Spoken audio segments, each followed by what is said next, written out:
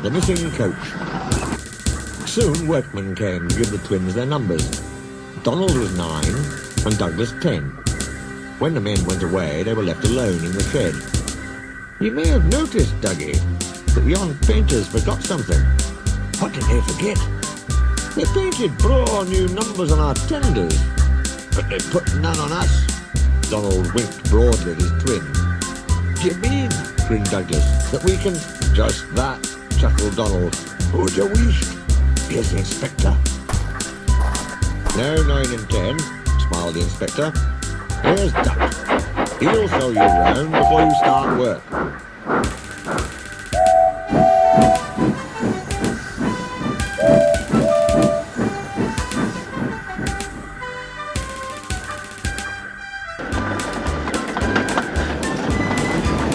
The twins enjoyed themselves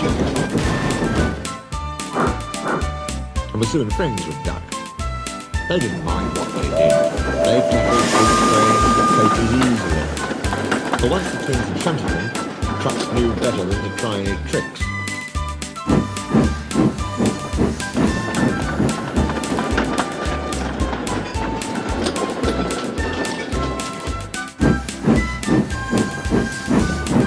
We like it fine here, said Donald. That's good, smiled Duck. But take my tip, watch out for Gordon, Henry and James. They're sure to try some nonsense. Get a fash yourself, chuckled Douglas. We'll soon settle them.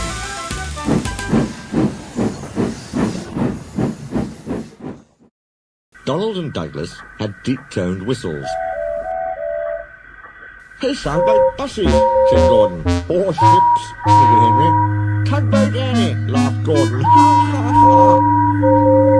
Donald and Douglas cruised quietly up, one on each side. You wouldn't have been making fun of us, would you now? Gordon and Henry jumped and glanced nervously from side to side. No, said Gordon. No, certainly not, said Henry. That's fine, said Douglas. You just mind the both of you, and keep it that way. That was the way Gordon and Henry kept it.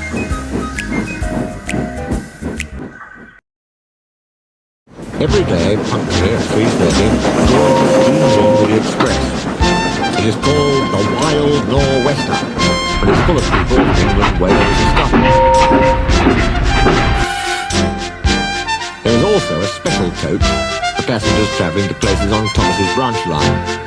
When the other coaches are taken away empty, engines have to remember to shunt the special coach to the bay platform.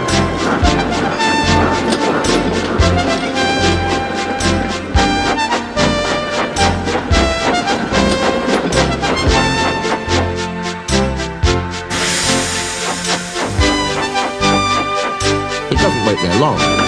Thomas, with Annie and Clarabelle, comes hurrying from the junction to fetch him. Thomas is very proud of his special coach.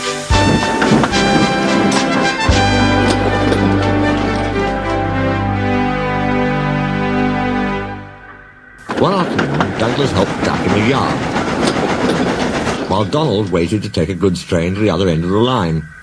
As Duck was busy arranging Donald's trucks, Douglas offered to take away Gordon's coaches. Douglas was enjoying himself when an awful thought struck him. I hope the Fat Controller doesn't find out I shouldn't be here. I couldn't abide going back. He worried so much over this that he forgot about Thomas's special coach. He pushed it with the others into the carriage siding, then ambled along to join Donald at the water column. As he went, Thomas scampered by, whistling cheerfully. Soon Thomas came fussing. Where's my coach? Coach? Asked Donald. What coach? My special coach that Gordon brings for me. It's gone. I must find it. He bustled away. Lost sake, said Douglas. I'm on a stowed the special coach with the others. You see that? Exclaimed Donald's driver. A mob of angry passengers erupted from the siding. They're complaining to the Fat Controller. He'll be coming here next. Now listen, said Douglas's driver. We'll change tenders, then I'll wire with ye, Donald, and take yon goods. Do not fash about us. Quick now, do as I say. The Fat Controller and 3 passengers walked towards them. But Donald, with Douglas's tender, number 10, was out and away with the goods before they came near. Douglas and his driver waited with innocent expressions. "Ah," said the Fat Controller, "number 9.